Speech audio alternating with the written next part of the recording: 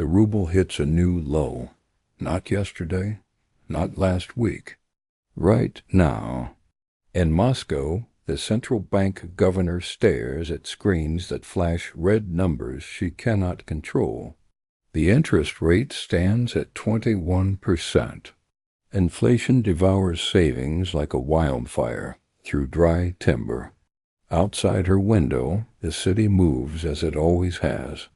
But beneath the surface, something fundamental breaks. Russia's economy doesn't collapse with a bang. It bleeds out slowly, 1 percentage point at a time, one dead soldier at a time, one empty factory shift at a time. This is not a story about sanctions alone. This is about demographic extinction disguised as military ambition. The war grinds on. Every day, over 1,000 Russian soldiers do not come home. They fall in Ukrainian fields, in trenches turned to mud, under the relentless watch of drones that see everything. Each death certificate becomes a data point in a calculation that Russia's leadership refuses to acknowledge. The math is simple and brutal. More men die than are born. More workers vanish than can be replaced. More fathers disappear than families can survive without. The Kremlin pumps out recruitment videos and cash bonuses that grow larger each month. The desperation shows. When a government offers 3 years of average salary just to hold a rifle for 6 months, the message is clear. The well runs dry. January brings with it 31,700 confirmed deaths. The Ukrainian military does not guess at this number. Each elimination is recorded. Each body is counted through drone footage uploaded to Delta verification systems. The cameras do not lie. They capture the final moments with clinical precision. A thermal signature moves across frozen ground. A drone adjusts its trajectory. The signature stops moving. Another name joins the list. Multiply this by 31 days. The scale becomes incomprehensible. This is not war as previous generations understood it. This is industrial-scale attrition, where human beings become statistical units in a spreadsheet that trends steadily downward. The recruiting stations feel the pressure. 9,000 short. That is the gap between how many Russia needs and how many it can find. For the first time since the invasion began, the numbers flip. Ukraine eliminates faster than Moscow can replace. Every month this continues, Putin's army weakens not just tactically, but structurally. The reserve pool shrinks. The volunteers dry up. The coercion intensifies. Military recruiters fan out across Russian territories with new instructions. Find anyone. Promise anything. Use any means necessary. The facade of a professional volunteer force crumbles. What remains is a conscription machine that cannot openly call itself one. The prisons empty first. 180,000 convicts take the deal by early last year. Murderers, thieves, addicts, rapists. Russia hands them rifles and calls them soldiers. The Wagner Group pioneered this strategy. Now the Ministry of Defense adopts it wholesale. The logic is coldly pragmatic. These men have nothing to lose and nowhere to go. Their deaths cost the state nothing. Their crimes are erased by service. But even the penal system has limits. Russia cannot arrest people fast enough to maintain this pipeline. The cells that once overflowed now echo with emptiness. The next tier of recruitment begins. Foreign fighters arrive from every corner Russia can reach. Central Asia, Africa, South Asia. The Kremlin offers citizenship, cash, and promises it cannot keep. 550 confirmed foreign deaths out of 160,000 examined. The percentage seems small until the implication settles. Russia now imports its cannon fodder. The desperation extends beyond borders. When a nation must scour other countries for men willing to die in its war, the trajectory is clear. These are not allies.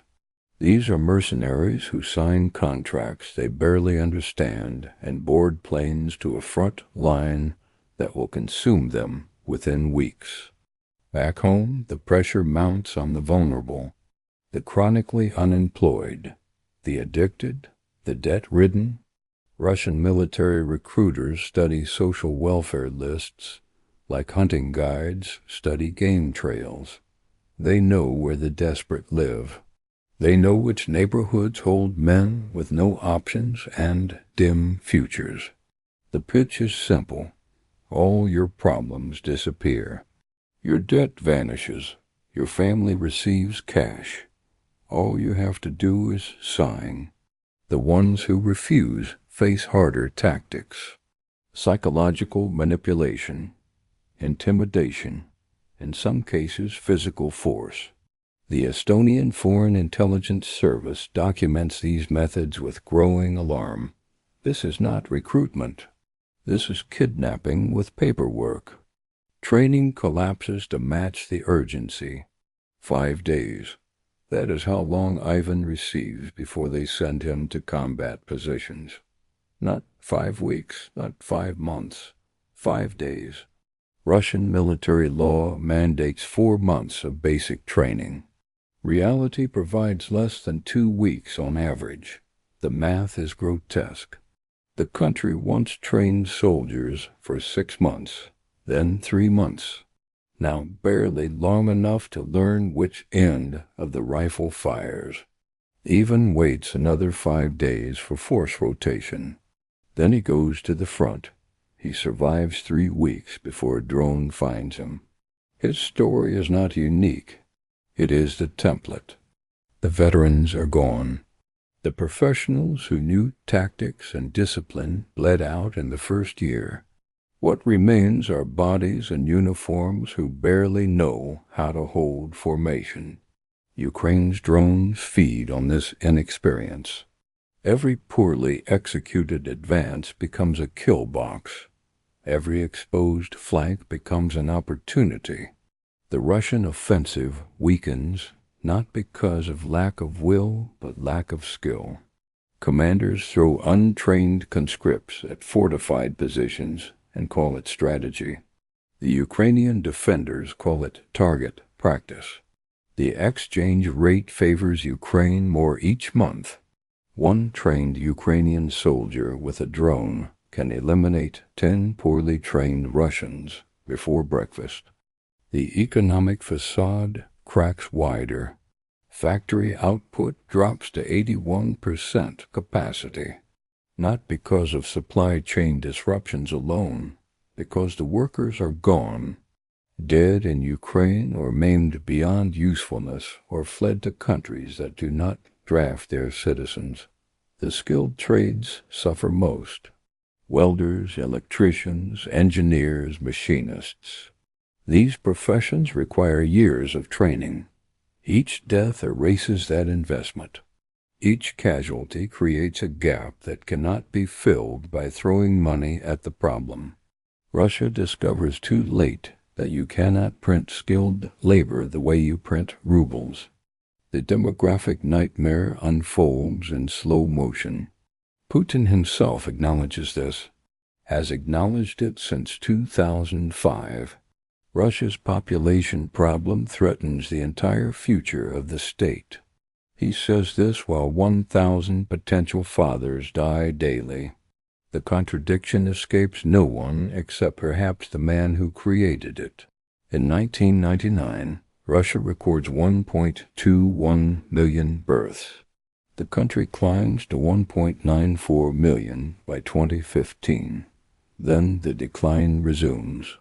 Last year brings 1.22 million births. Russia circles back to where it started. 25 years of effort erased. The Soviet collapse comparison offers cold comfort. When the USSR died, Russian speakers from former republics flooded back to the motherland, millions of them. They filled the demographic gap. They worked the factories. They started families. That safety valve no longer exists.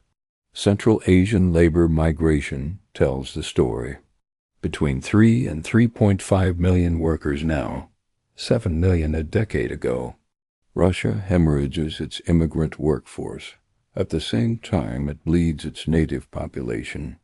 The catch-22 tightens. Accept more immigrants and dilute Russian identity. Reject them and watch the economy seize up from lack of labor. The Atlantic Council's calculations are stark. Russian men in their 30s form the largest casualty demographic. These are not teenagers. These are men entering their prime earning years. Men who would have started businesses, bought homes, raised children, paid taxes, built careers. Instead, they take the contract money and die in Ukrainian mud. Each death removes not just one person, but an entire future family line. The ripple effects compound across decades. 20 years from now, Russia will look at its population pyramid and see a missing generation.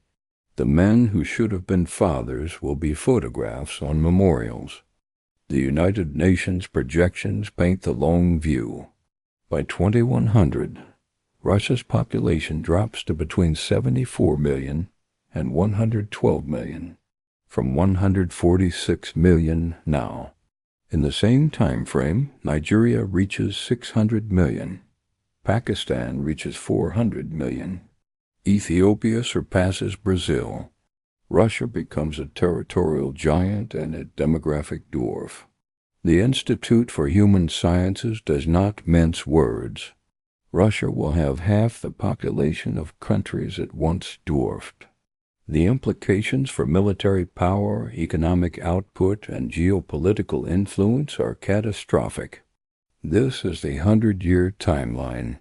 Not a figure of speech, not hyperbole, actual demographic mathematics. Russia loses 1.22 million people to this war already.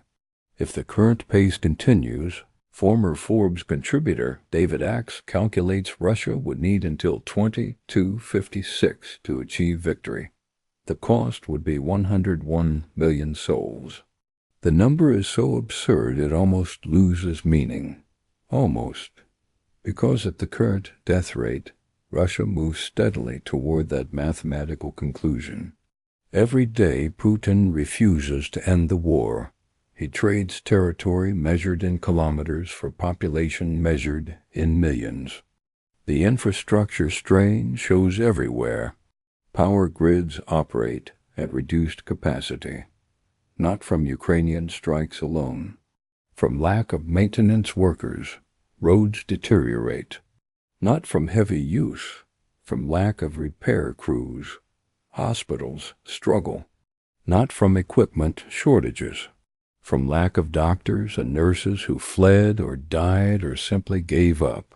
The economic strain creates separatist pressure.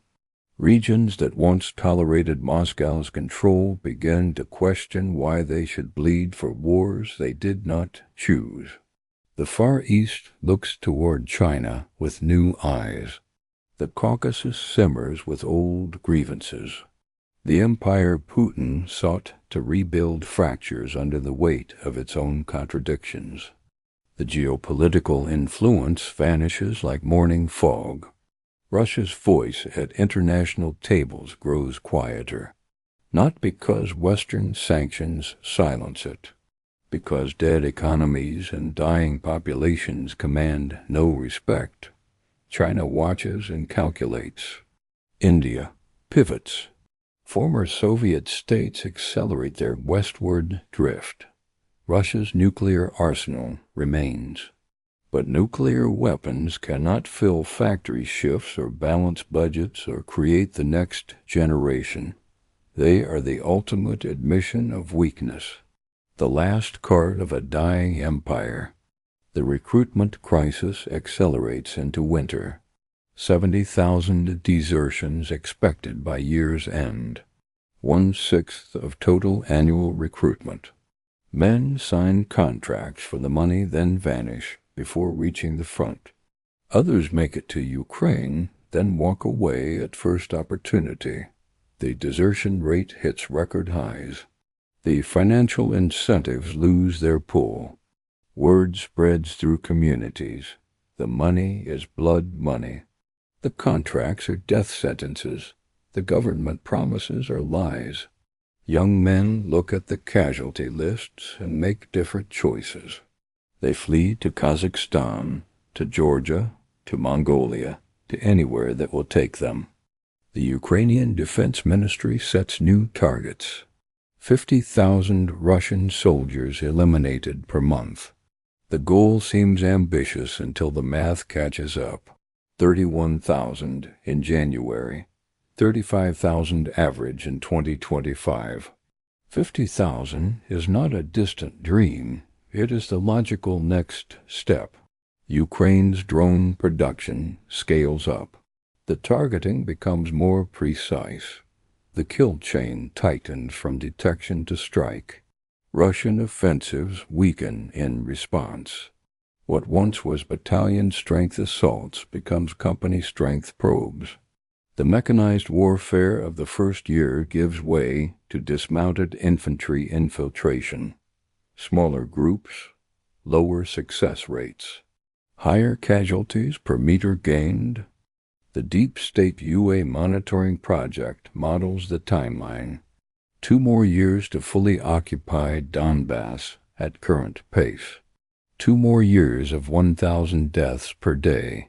730 days. 730,000 dead. Minimum, likely more. The Russian tactics guarantee it. Without armor, without air superiority, without sufficient artillery, the infantry dies in the open. Ukrainian drones circle like vultures. They wait for movement. They strike with precision. The Russian response is to send more infantry. The cycle repeats. The body count climbs. Michael Kaufman at the Carnegie Endowment sees the trap. Putin's bet was sustained pressure across the board would break Ukraine. The bet is lost. Russian forces cannot generate operationally significant breakthroughs. The gains measured in meters cost lives measured in thousands. The exchange rate dooms Russia to strategic failure, even if tactical victories occasionally appear. Kaufman's analysis is clinical. The way Russian forces fight will not achieve the objectives Putin set. The question is not if Putin's strategy fails. The question is how long he continues it before reality forces a reckoning. The economic death spiral tightens. High interest rates choke investment. High inflation devours purchasing power. High casualties drain the workforce. High military spending starves civilian sectors. The feedback loops reinforce each other. Every soldier paid to fight is a worker not producing goods. Every ruble spent on missiles is a ruble not spent on infrastructure. Every young man who dies is a consumer who will never buy a car, never take a mortgage, never start a business. The economy does not collapse in a day. It suffocates slowly under the cumulative weight of 1,000 poor decisions. The global economy moves on without Russia. Energy markets adjust to new suppliers. Technology sectors root around Russian absence. Trade relationships reform without Russian participation. The world discovers it can function perfectly well without Russian oil, gas, and commodities if pushed hard enough. This realization is perhaps the cruelest blow. Russia was never as essential as it believed. The leverage it thought it possessed was illusion. The dependencies it counted on were temporary. Europe shivers through one hard winter, then builds new pipelines and LNG terminals and renewable capacity. Russia's energy weapon breaks in its hand. The social fabric tears in new places. Families fracture over political divides. Mothers protest in silence while fathers salute the flag. The young flee while the old remember Soviet glory. The cities grow restless while the countryside empties. Draft evasion becomes epidemic. Bribery flourishes. The wealthy buy exemptions while the poor provide the bodies. The inequality that always existed becomes impossible to ignore. Russia's war is fought by its poorest citizens for the benefit of its richest oligarchs. The middle class that Putin cultivated watches its savings evaporate, and its children die.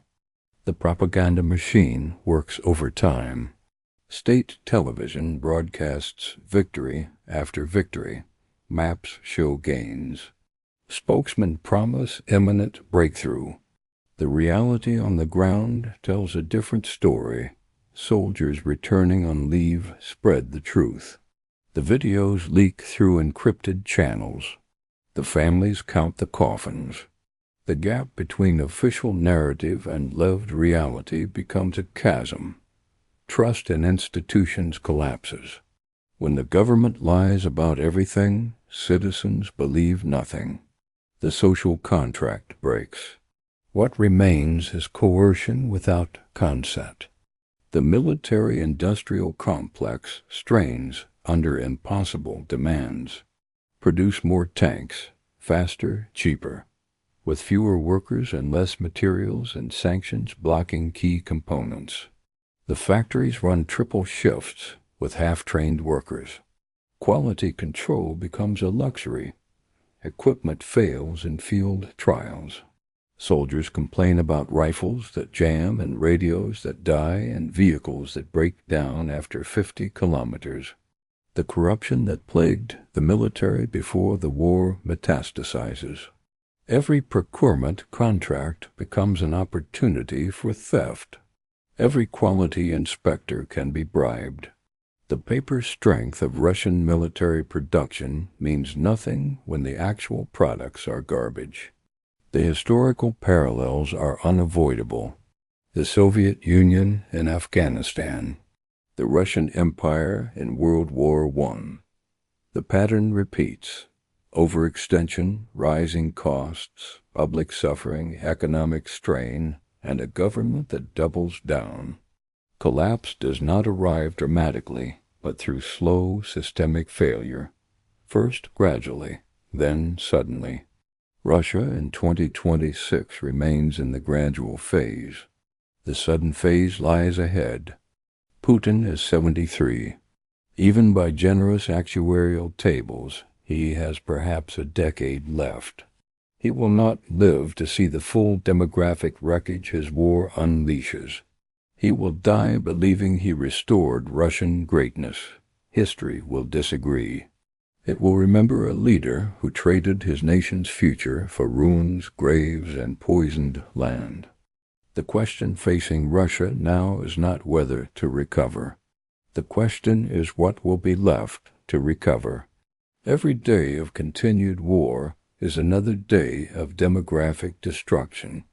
Every 1,000 deaths is another hole punched in the population pyramid. Every skilled worker lost is another decade of reduced productivity. Every family broken is another generation traumatized. The damage accumulates faster than any rebuilding effort can repair. This is why the 100-year timeline is real. Because even if the war ended tomorrow, Russia would spend the next century climbing out of the hole it dug for itself. The young see the truth.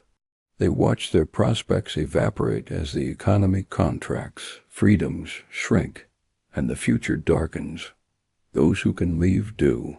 Programmers go to Armenia, engineers to Georgia, doctors to Israel, students to Europe. Most never return. Russia bleeds talent while consuming bodies, an asymmetry no modern state can survive.